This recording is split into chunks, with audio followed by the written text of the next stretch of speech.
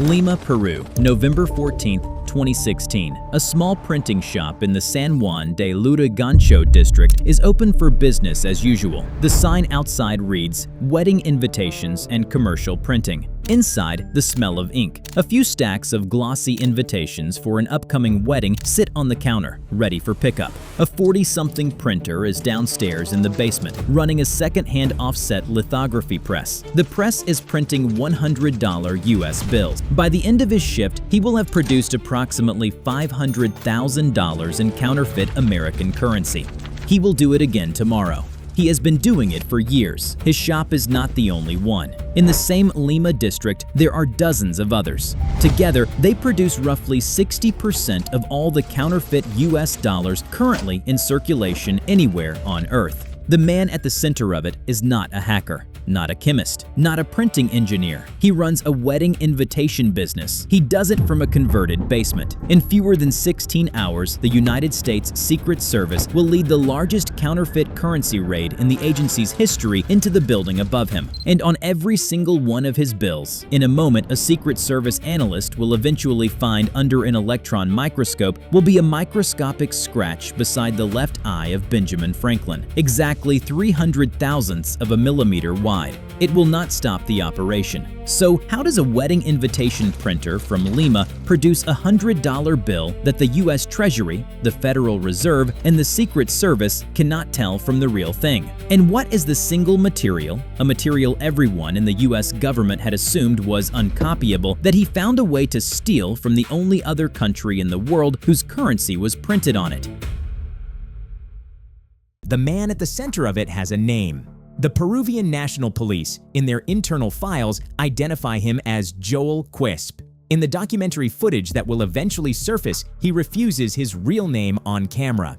He goes by Raul. He is, by every visible measure, not a criminal. He is in his early 40s, married, 2 children. He owns a legitimate printing shop. He prints wedding invitations, business cards, posters for local restaurants. He pays his taxes. He sponsors a small youth football team in his neighborhood. The neighborhood matters. San Juan de Lurigancho is the largest residential district in Peru. More than 1 million residents, an enormous expanse of self-built homes climbing the steep hills around Lima.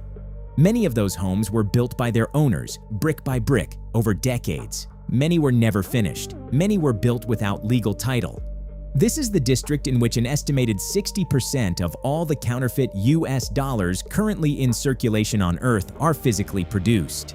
Raul learned printing as a teenager. Apprenticeship under an older Lima printer in the 1990s, during the worst years of Peru's own hyperinflation. He learned offset lithography on a Heidelberg press. He learned how to mix ink. He learned the smell of paper. By his late 20s, he was running his own small shop. By his 30s, he was printing wedding invitations for almost every wedding within 10 miles of his neighborhood. The work paid. It did not pay enough. Around him in the same district, an industry was growing. Lima was already, by the late 2000s, the world capital of counterfeit US dollars. NPR's Planet Money would document it in 2013. The US Secret Service would identify Peru as the world's leading manufacturer of fake American currency in its first formal report on the subject in the early 2010s. A police investigator interviewed by Vice News in 2016 would say it on camera in a single sentence, "It is more profitable than cocaine." The investigator was not boasting. He was complaining. He was a man whose budget did not match his problem. In the late 2000s, the exact year is not on the public record, Raul is said to have begun experimenting in the basement of his print shop in the hours after his apprentices went home. He is said to have started with an old offset press and a single batch of low-grade rag paper. The first bills he produced, on his own admission years later, were terrible. A cashier at any US bank would have caught them in a glance. The wedding invitation business stayed open. It continued to print wedding invitations. It continued to file tax returns. It continued to sponsor the youth football team. And in the basement, beneath the press that printed flower-bordered cards for the weddings of mostly working-class neighbors, a second press was being installed. A press for something else.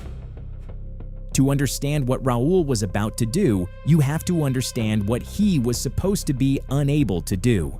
In 2014, the United States $100 bill was the most counterfeited consumer document in the world, and, according to the U.S. Treasury, the most counterfeit-resistant. That is not a contradiction, it is the design. The U.S. Bureau of Engraving and Printing had spent more than a century building defenses into the $100 note. By the time Raul bought his second press, every bill in circulation carried 6 layers of protection. 1. The paper. Not paper, in fact. Every American banknote in modern circulation is printed on a blend of 75% cotton and 25% linen, manufactured by a single approved supplier, Crane Currency in Dalton, Massachusetts. Domestic paper does not behave the same way. Under ultraviolet light, ordinary paper fluoresces white. Currency paper does not. 2. The intaglio print. Engraved metal plates pressed into paper at 20 tons of pressure, leaving the ink raised in microscopic ridges along Franklin's collar, the Treasury seal, the lettering. Run your thumb across a real $100 and you can feel them. 3. The watermark. Franklin's portrait, ghosted inside the paper itself. 4. The metallic security thread. A continuous strip of foil woven into the paper at Crane's Massachusetts mill, carrying the words USA 100 in microscopic letters that glow pink under ultraviolet light. 5. The 3D security ribbon, added in the 2013 redesign, bells and numbers that appear to move when you tilt the bill. 6. The color-shifting ink on the 100 in the lower right corner. The Treasury's design philosophy was simple. A forger would need to beat all 6 at once. Every defense began at the same place: the paper. If a forger could not get the paper, nothing else mattered. The ink would smudge, the thread would peel.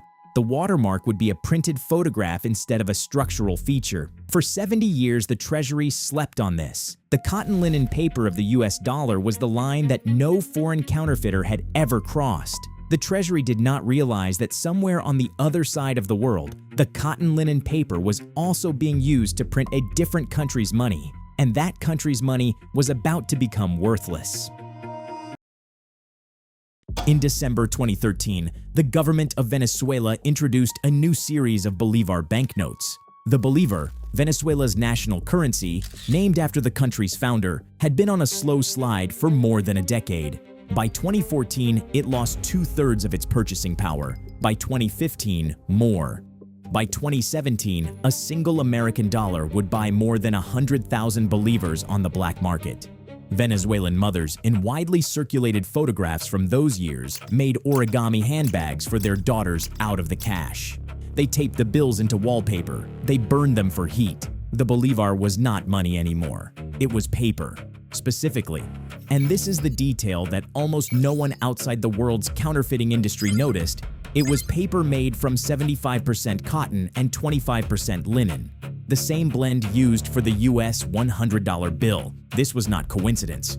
For most of the late 20th century, the world's central banks bought their banknote paper from the same handful of specialist mills: Crane Currency in Massachusetts, De La Rue in the United Kingdom, Giesecke plus Devrient in Germany. The Venezuelan central bank, in the run-up to its 2007 currency redesign, contracted out its paper to one of the same international suppliers. The Venezuelan bolívar and the American dollar were structurally printed on identical paper. For 70 years, this had not mattered, because the Venezuelan bolívar had been worth something close to the American dollar. By 2015, the Venezuelan bolívar was, on the black market, worth approximately 2/10,000ths of an American cent per bill. Stacks of real bolívares, genuine bills issued by a real central bank, could be purchased on the streets of Caracas in suitcases for the equivalent of a few dollars. Each stack contained millions of pieces of cotton linen banknote paper, manufactured to the same specifications as the paper used by the United States Bureau of Engraving and Printing. Somewhere in the early months of 2014, Raul is said to have been handed his first Venezuelan bolívar bill, likely by a Lima trader who had been to Caracas and back. He is said to have held it up to the light. He is said to have run his thumb across it. Then he is said to have folded it gently between his fingers, feeling the weight, the crispness, the dry texture. Then he is said to have done something no other counterfeiter on earth had done. He took the bolívar to the basement and held it up beside one of his own counterfeit American hundreds. The textures were the same. The colors were different. The art was different. The serial numbers were different. The denominations were different. The paper was identical. A man in Lima who could find a way to remove the Venezuelan ink without damaging the paper and to print US ink in its place would have access to the one material the US Treasury had assumed for 70 years no foreigner could obtain. The man in Lima would not need to invent a paper mill. He would need to invent a bleach. The chemistry took years. The first attempt, by published documentary accounts, ended with a sink full of gray pulp. The bath was too aggressive. The cotton linen fibers separated. The paper dissolved into the water. The next attempt was the opposite. The original Venezuelan ink ghosted up through the new American print like a watermark of a different country, visible under any decent lamp. It took Raul, by his own later account, more than a year to find the bath. The published reconstruction, based on the recipes the Peruvian National Police would eventually seize in November 2016, describes approximately 11 minutes in the chemical bath, long enough to lift the Venezuelan ink, short enough that the cotton linen weave held, followed by a wash at approximately 72 degrees Celsius, followed by pressing, followed by drying. When the process worked, the paper that came out of it was no longer Venezuelan. It was nothing. It was a clean sheet of 75% cotton, 25% linen banknote stock, 4/10,000ths of an inch thick, with the same crisp, dry texture as a brand new bill from the Federal Reserve Bank of New York. The first printing pass was white, a solid background. The second was black, the engraving lines, the portraits, the seals. The third was the green serial numbers. By the end of an 8-hour shift, the press was producing, on its best days, approximately $500,000 in face value counterfeit American currency. The bills were not yet finished. They were flat.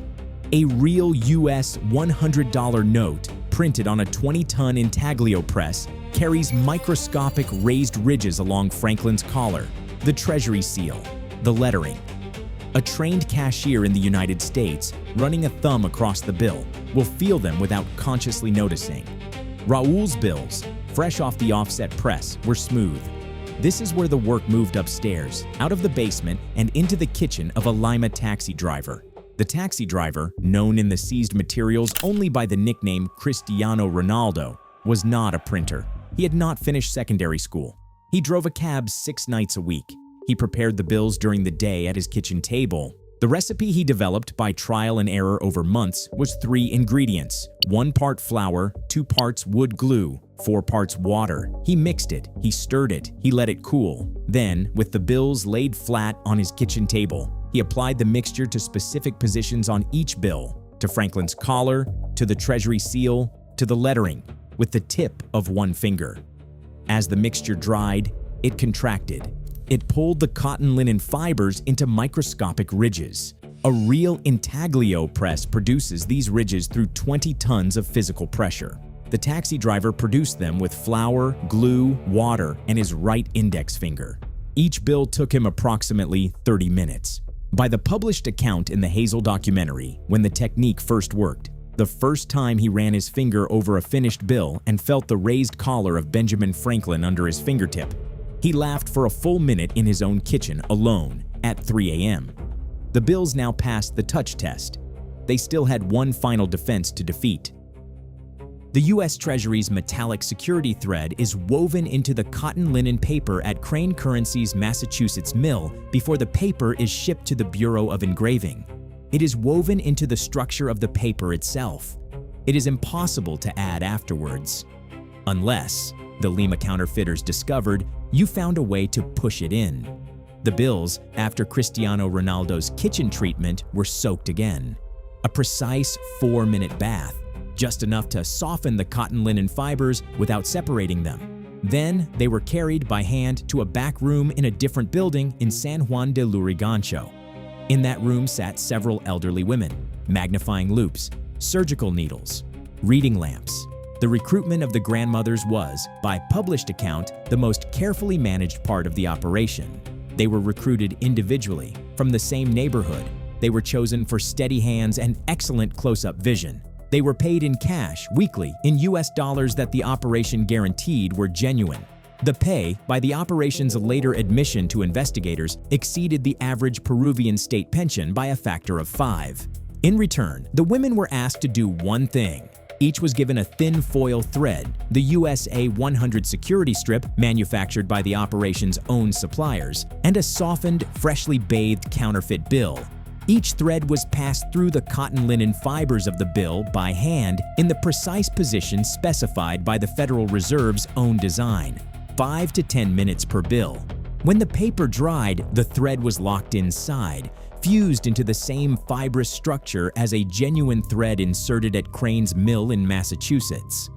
A trained banker holding a finished bill up to the light would see, exactly where it should be, USA 100 in microscopic letters glowing pink under the bank's ultraviolet lamp. It was, by every published account from the U.S. Secret Service in the years that followed, indistinguishable from a real bill. By the autumn of 2015, a single Lima cell, one wedding invitation print shop, one taxi driver's kitchen, one room of elderly women with surgical needles could produce approximately $500,000 in finished bills per working day. The U.S. Secret Service estimated that approximately 16 million counterfeit bills of Peruvian origin were seized in the United States that year alone.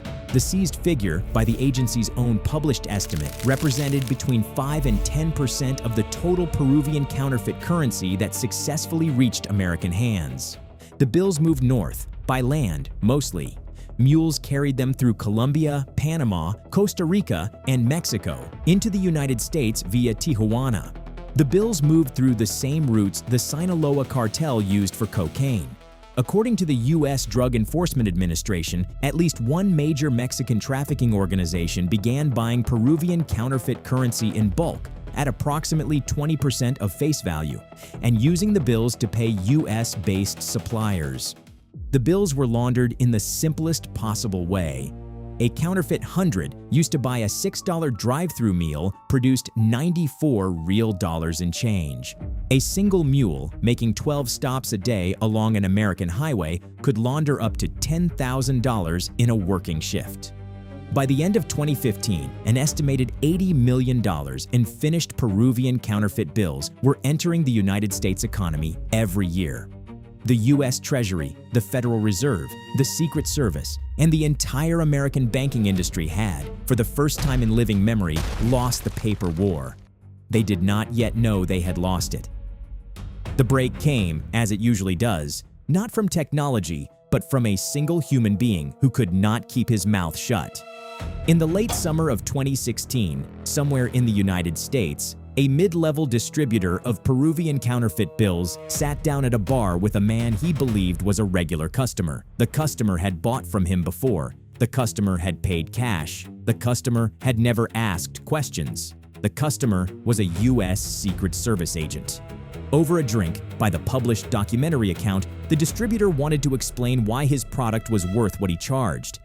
He talked about the bath. He talked about the press. He talked about the men in Lima. He named the city. He used the word Raul.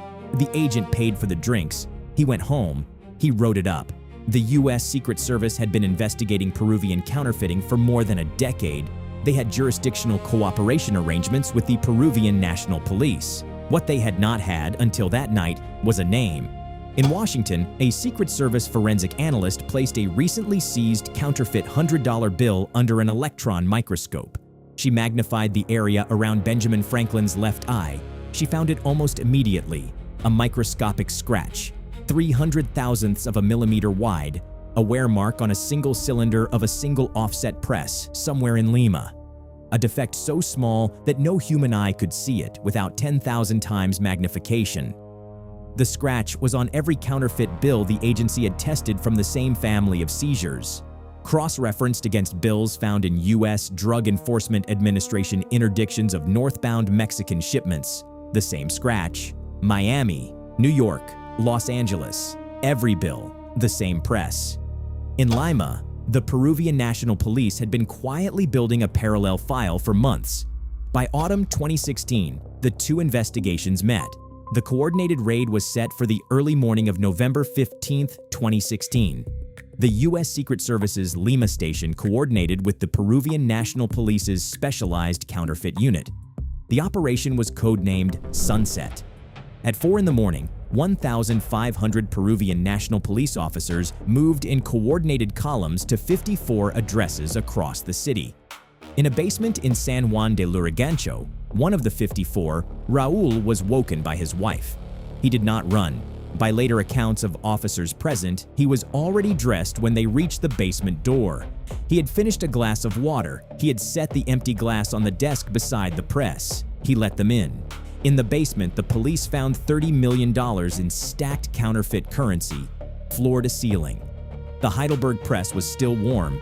In a back room of a different building, by the press footage from the morning of the raid, a Peruvian officer pushed open a door and found one of the elderly grandmothers still at her work table, a surgical needle in her hand, mid-stitch, through a freshly bathed bill.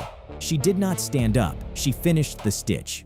In a kitchen drawer of a third location, the police found a children's school notebook written in colored pencil containing every recipe in the operation, every bath time, every temperature, every flour-to-glue ratio, every dimension of the security thread.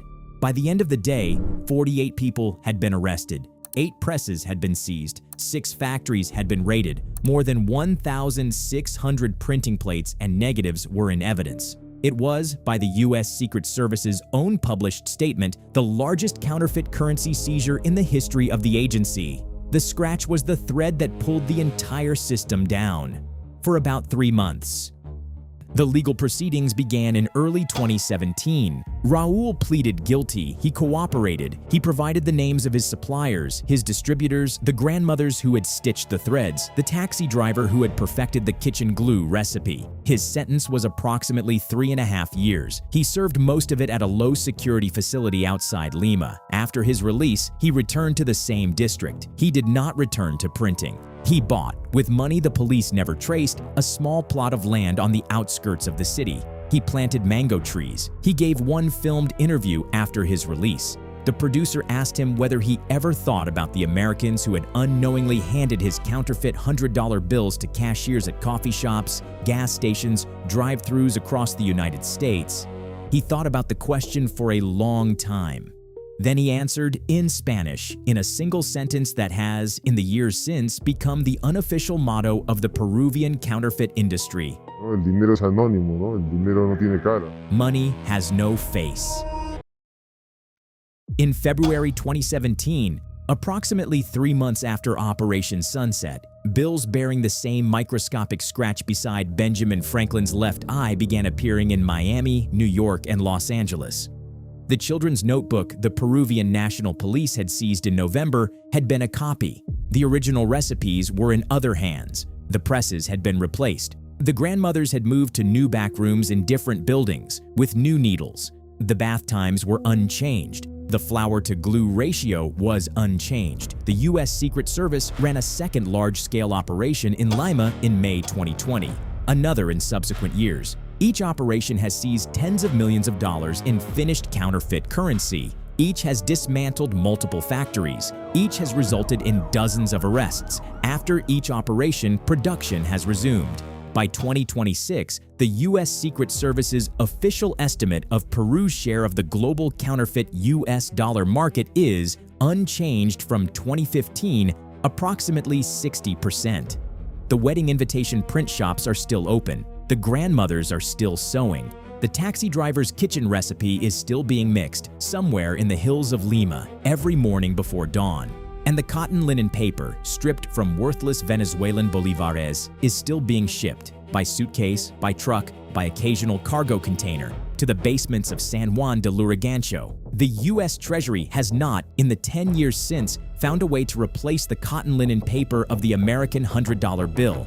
The system Raul found in 2013 still works. In 2026, Joel Quispe, known to the world as Raul, is in his early 50s. He grows mangoes outside Lima. The U.S. Treasury still prints its money on cotton and linen. Venezuela still has cotton linen bolívares that nobody wants. And every morning, in a Lima district built brick by brick on the hills above the Pacific, the presses start running again. Money, as Raul said, has no face. It has only paper.